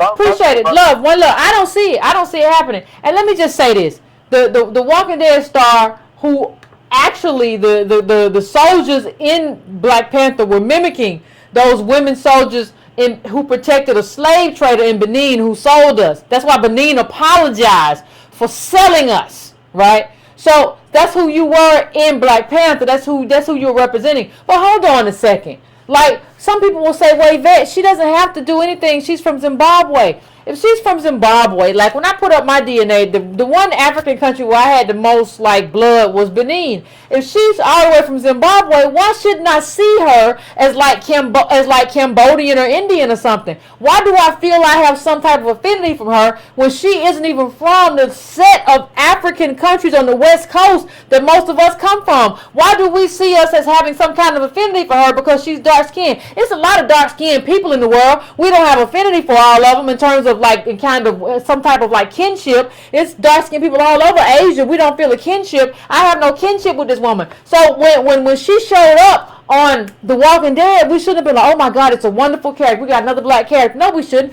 We should have just been as if it was another white character, Asian character, whatever. It don't matter. Like she's showing you the world isn't about America. How do you come to America and you build your life off DOS? Right? You build your life off of Black Americans. Your career on The Walking Dead came off of a desire to see another Walking Dead character who was black, who wasn't one-dimensional like that T-Bone character. That's what you were born out of. You came to America off of and got opportunity off of what native blacks had built in this country, and then you turn around and say the world isn't built off America. How do you say that here? How do you say that here? What are you here for then? If the world doesn't revolve around America, why don't you go and do what you did in Zimbabwe? I'm not asking you in another country. I'm asking you that here. You come to America. You're in America and you're telling me that like the world doesn't. What are you doing? You're here though. I'm not in Zimbabwe asking you that question. What are you talking about? That's where your people come from. I don't know whether you came here, your people came here, but that's all for a reason that they immigrated here. That y'all immigrated here for a reason. You come here and then you say your people come here voluntarily. Mine didn't. To say that like in terms of not the white and all of our blood, because we're all mixed from slaves and slave masters. I'm talking about the slave blood. But you come here voluntarily, eat off of everything we built and been like, and then you turn around and say something that's anti-American, and not anti-American in terms of being Trumpian, in terms of that kind of nationalism, but in terms of just disrespectful of what like Black Americans built in this country. And I'm happy that you all are just like showing yourselves. And nobody wants to check these people. Like every time I say something, I'm divisive. But when this thing came out, this isn't new. When it came out, you can look up the TMZ video. When it came out, y'all didn't say nothing. Like if you can't check this woman, don't try to check me. Don't try to check me. She can say anything and you don't check her, and now you want to check me and tell me what I should say. But you won't ever check her. Like, come on, man. These super capitalist people coming over here from African countries, y'all don't ever want to check them, and you want to check me. You better leave me alone. Ain't nobody got time for that. Nobody got time for you. I'm going to area code now. 805. I think I'll take probably 2 more calls. 805. I'm coming to you. What's your name? Where you calling from? What's on your mind? Hi, Yvette. I love you. Thank you. Rose. I'm calling from the Los Angeles area. Okay. What's going on? Yes, and I'm just calling to let you know that the Democrats in the state of California, the only thing they're focusing on is DACA. I'm not surprised. That's it.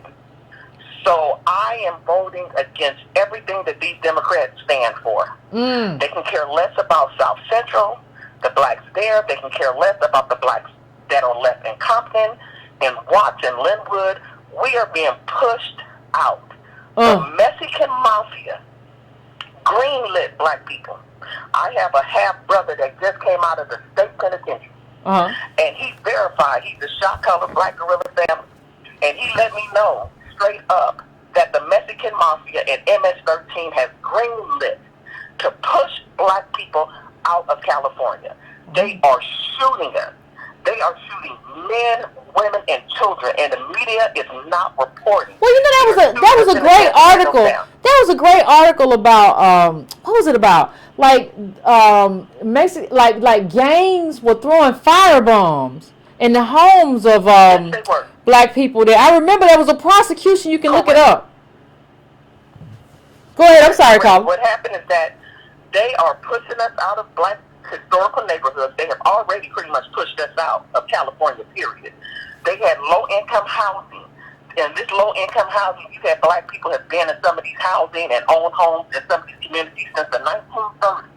When the Mexicans came in, and then later on the El Salvadorians and MS-13, they began targeting blacks. They began firebombing blacks in the housing projects.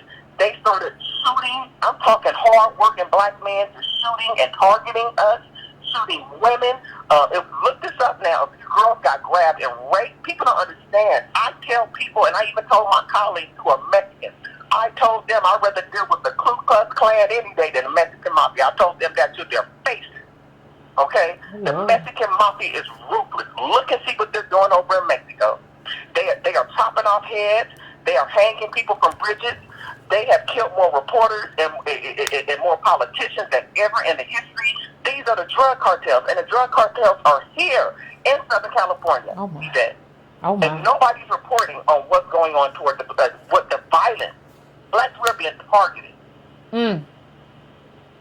Well, you there? I'm not. So I'm just listening to you. I need the Descendants of American Slaves and other states to understand that once it's like a locust. Once they move from California, I'll give them 10 to 15 years, they're going to be in your state. And they're going to start raping and shooting and pillaging the black people in those communities.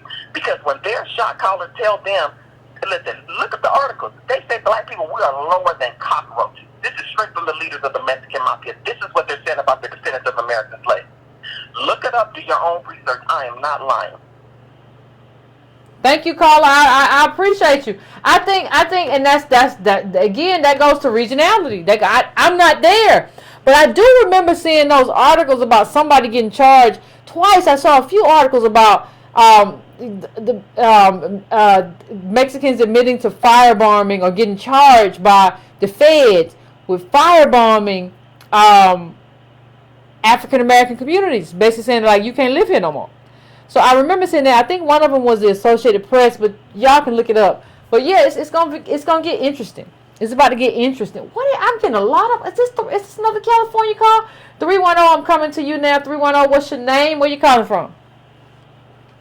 Yvette, what's up? This is Marcus from LA. What's going on? This is my third California call tonight. Y'all lit up. What's going on in California? Nothing much. I hit you up earlier about that group in the Toyota race, so we talked a little bit earlier. But okay. Yeah, me and my wife get the newsletter, so I just want to put that out there. Thank you. I appreciate that. I just wanted to. Oh yeah, no problem. I just wanted to add in. The last caller pretty much talked about what I was going to talk about, but it's these Mexicans out here. It's not just the Mexican gangs. Like Mexicans, they look at us like the Africans do, except, you know, there's violence involved with it too. Like she talked about, you know, the different things going on with the gangs, but like, you know, I'm from Inglewood, my wife's from Compton, so we know about this.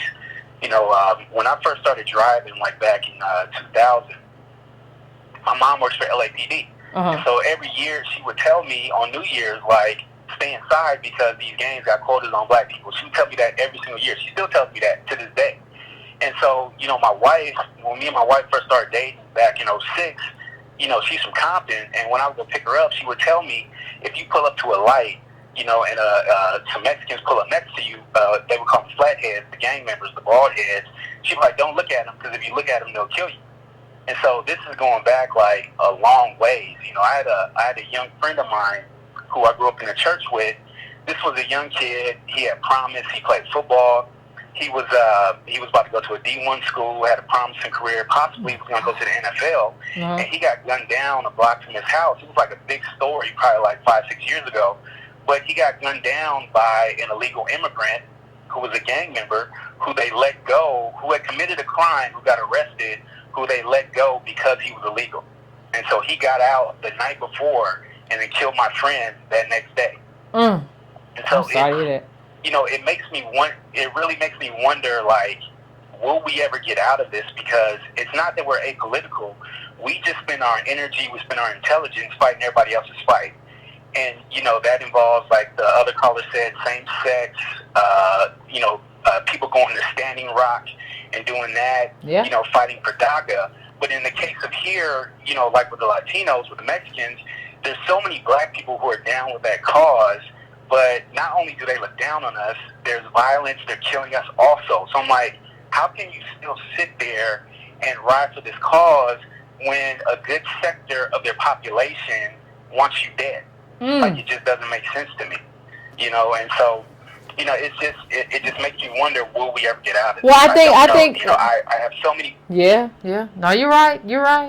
I think, thank you, Carla. I appreciate you. I have so many arguments with people about this subject, and it's like, dude, we have so many issues that we have to contend with ourselves. Yeah. We have a reparations fight first and foremost, but beyond that, you know, they're not only taking resources that we have to fight over, they're fighting to take those resources from us. They have access to resources that we can't even get. So it's like, they don't need your energy. They don't need your intelligence. We need our energy. We need our intelligence. Absolutely. So why don't you dedicate it to yourself? Have some self-interest. Have some selfishness. Absolutely. And I think, thank you, Carla. I appreciate you, and I appreciate you and your wife subscribing to the newsletter. Thank you so much. You know what I think it is?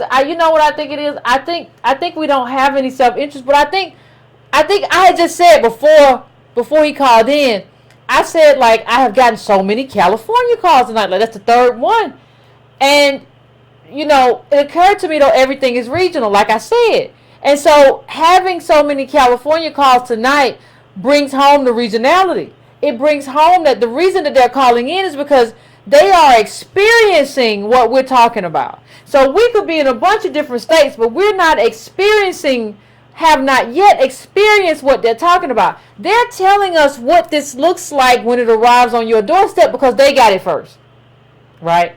And all of this stuff about the gangs and stuff, the Mexican gangs, that's documented. Like that's documented. Just go Google it, firebomb, you know, Mexican or Latino, black community or whatever. There have been a few cases about that.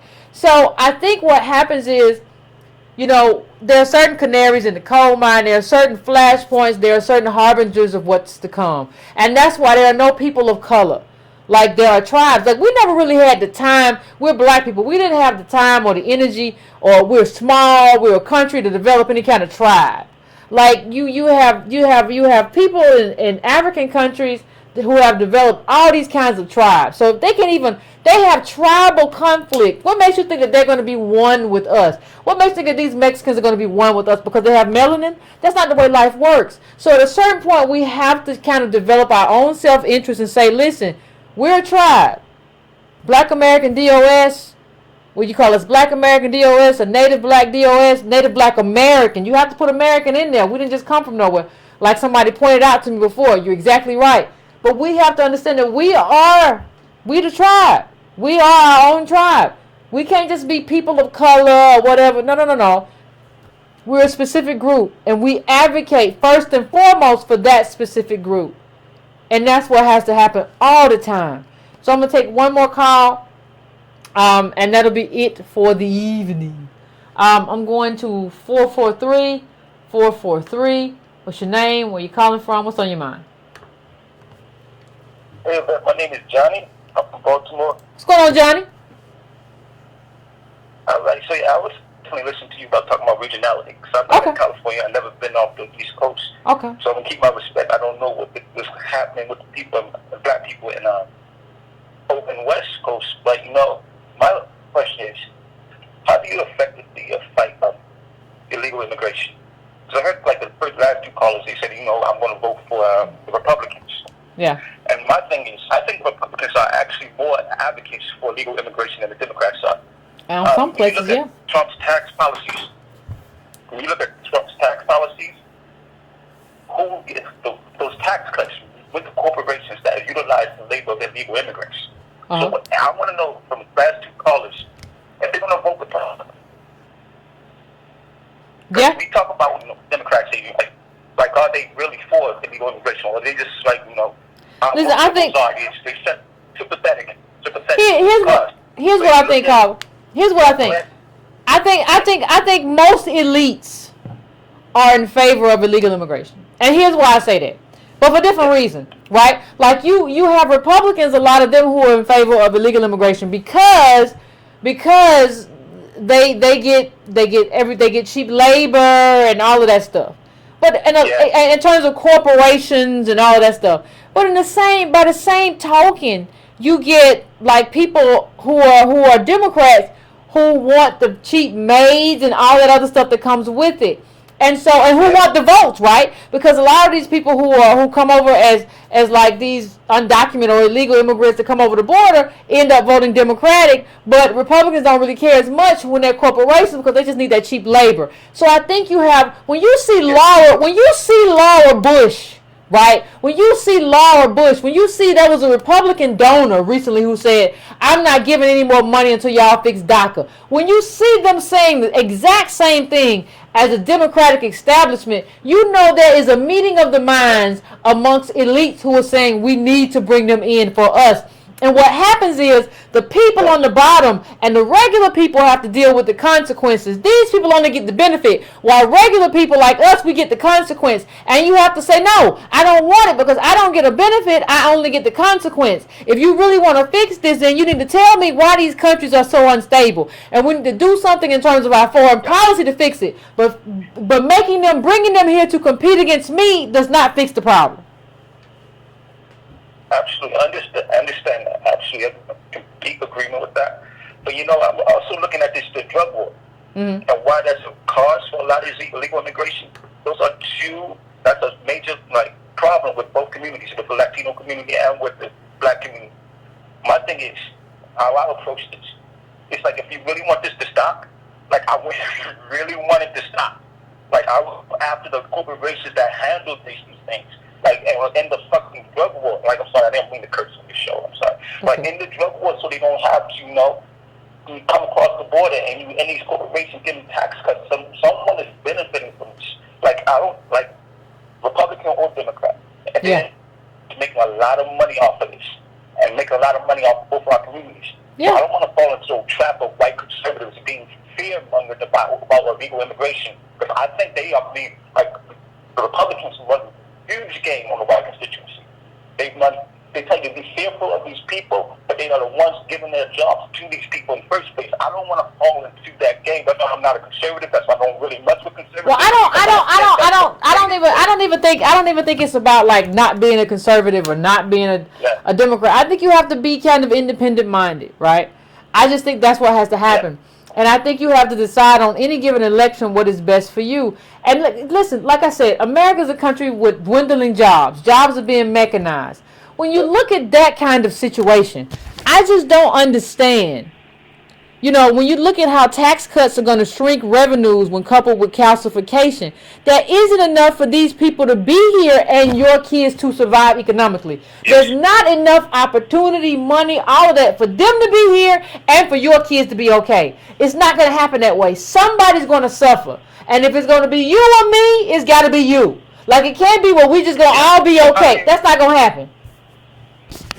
Yeah, so my question is, how do we stop it, though? Like, I'm really interested, okay? But we don't advocate. Like, the way to stop it is to have a selfish advocacy. I'm sorry.